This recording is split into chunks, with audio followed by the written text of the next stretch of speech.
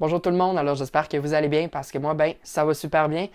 Aujourd'hui, j'ai décidé d'aborder le iMac 24 pouces. Je vous cacherai pas que ça faisait longtemps que je l'attendais, vraiment longtemps. En fait, ça fait depuis, je pense, 2018 à peu près, que je m'attendais à ce qu'il sorte comme dans ces années-là. Puis finalement, regarde, il est sorti en 2021.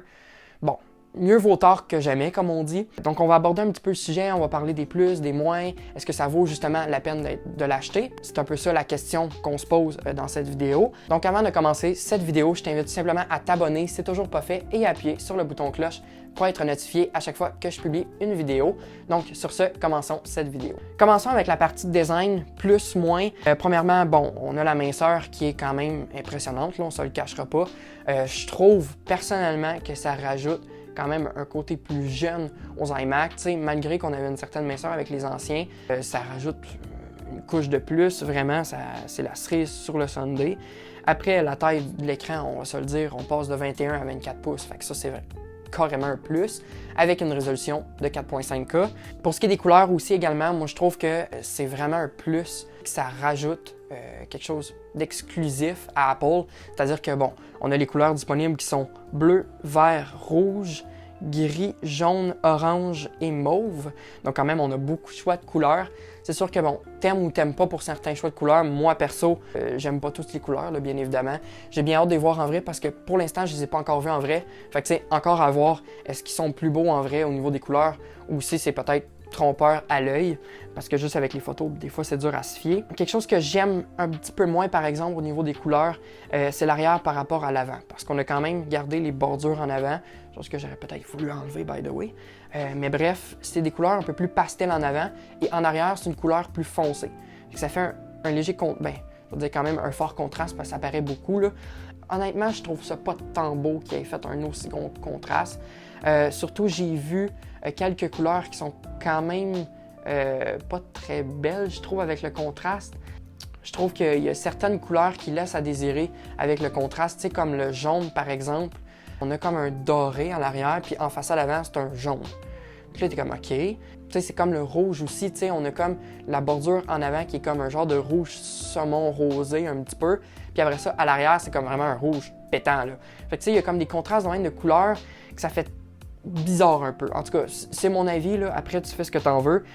Puis moi aussi, ce que j'ai trouvé un petit peu moins nice, c'est les bordures blanches pour l'écran. Parce que moi, j'aurais préféré, personnellement, des bordures noires. Après, bon, peut-être qu'éventuellement, les versions 32 pouces qui vont peut-être sortir, là, c'est des rumeurs, peut-être qu'ils vont avoir des versions noires à ce sujet, mais j'aurais quand même voulu, avec l'iMac 24 pouces, d'avoir peut-être une couleur gris sidéral avec une façade noire. Parce qu'il y a beaucoup de gens comme moi qui auraient préféré avoir cette couleur-là. Vous me le direz justement en commentaire si vous êtes de ceux-là. Passons maintenant à la partie performance, parce que c'est quand même quelque chose aussi de très important, on ne se le cachera pas. Bon, on a le nouveau processeur, la puce M1. Puce M1 qui est censée faire chauffer moins la machine. Est-ce que c'est vrai? Est-ce que c'est faux? J'ai bien hâte de voir. Moi, personnellement, je ne l'ai pas testé en temps réel. Si c'est le cas, je ferai une autre vidéo justement, puis je vais parler un petit peu des performances, de ce que j'en pense. Est-ce que ça fonctionne bien avec Final Cut Pro, des logiciels qui en demandent beaucoup? Est-ce qu'il chauffe beaucoup? Parce que ça a directement un lien avec la durabilité de l'appareil, ça c'est sûr. Après, bon, on a un 8 GB de RAM avec celui de base et un 256 en SSD, ce qui est quand même potable, là. Je dis pas que c'est extraordinaire, mais c'est potable. Après, on a une meilleure caméra en façade avant pour justement les gens qui font du télétravail, c'est parfait. Autre petite chose aussi qui aurait peut-être des points à améliorer, ça serait au manque de ports de connectique, parce que dans le modèle de base, on a seulement 2 Thunderbolt. Après, on peut acheter le modèle Premium qui est un petit peu plus cher avec 2 USB 3 en plus, dans le fond. J'aurais peut-être voulu aussi avoir les fentes de carte SD sur les iMac. Je trouve ça décevant qu'ils les aient enlevés. Puis même le port USB, OK, peut-être je peux le supprimer, c'est correct, mais le fente de carte SD, par exemple, ça me titille un peu. Autre chose aussi, il y a une nouvelle fonctionnalité sur les iMac, c'est le Touch ID sur les claviers.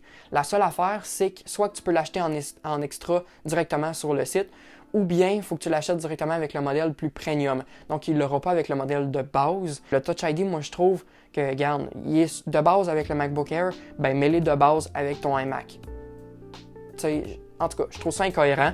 Fait que c'est plus les points négatifs que j'ai à ajouter à ce niveau-là. Après, passons au niveau des prix. Les prix quand même, pour le modèle de base, on part à 1599 plus taxes. Donc, quand même, ça fait mal. On peut également avoir le modèle de milieu de gamme, donc le modèle un petit peu plus premium, avec les 2 ports USB 3 de plus, le port Internet qui est ajouté au port d'alimentation et bien évidemment le Touch ID qui montait quand même la facture à 1849 $ plus taxes. Donc, quand même un bon gap de prix entre les deux. C'est sûr que bon, faut comprendre à Apple, quand il y a des nouveautés comme le Touch ID sur les ordinateurs de bureau, c'est toujours en extra au début. Après, peut-être avec le temps, ça va devenir en entrée de gamme. En tout cas, je l'espère. Donc, c'est ce qui complète cette vidéo. J'espère que ça vous a plu. J'espère que mon avis vous a plus guidé à l'achat ou non du nouveau iMac 24 pouces. Donc, sur ce, je vous laisse. Passez une très belle journée.